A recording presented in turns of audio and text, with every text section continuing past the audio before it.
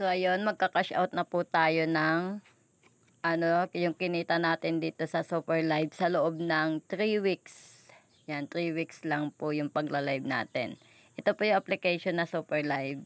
Ayan, open lang po natin yan. Naglo-loading pa, hintayin natin.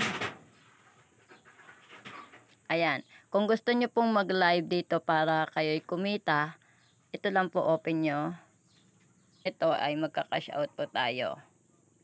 Papakita ko sa inyo. Punta po tayo dito sa may profile. Ayan. Then, pindutin po natin yung money transfer. Ayan. So, maingay pa yung manok namin. Ayan, meron na tayong $25. Pindutin lang yung cash out. Then, yan ang lalabas. Pindutin lang yan. Kung magkano yung inyong ika-cash out. Then, lalabas yung add new payment method. Pindutin nyo lang yan. Then, add bank account. Pindutin nyo lang din yun. Then, itatype nyo yung PH Philippine Peso. Ayan. Tapos, do sa full name of account holder, yung pangalan ng inyong Hello Money, kung saan papasok yung inyong na-cash out. Ayan. Kailangan match ha. Kung ano yung pangalan nyo dun na ginamit sa ID na nilagay nyo dun sa Hello Money, kailangan yan din yung ilalagay nyo dyan sa Super Live. Dyan sa full name of account holder.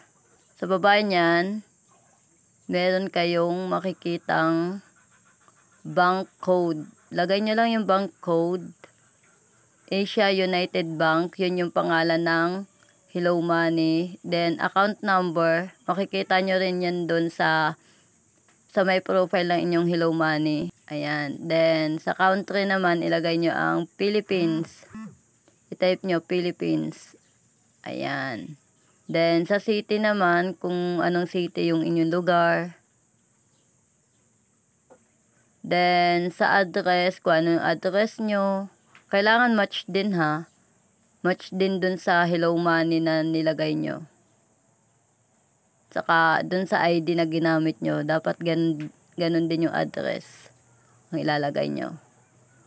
Kasi pag hindi siya match, mare-reject yung inyong pagka-cash out. Then yan po yung postal code.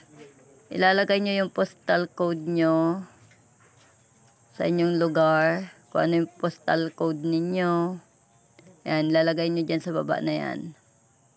After nyo yan mapilapan, may lalabas dyang photos. Then, ayun, picturean nyo yung inyong ID, lagay nyo dyan. Ayan na, nailagay ko na yung aking ID na ginamit. Then, confirm bank information. Then, ayan na. PH account ending in 1615. So, complete cash out. Pindutin nyo lang yon.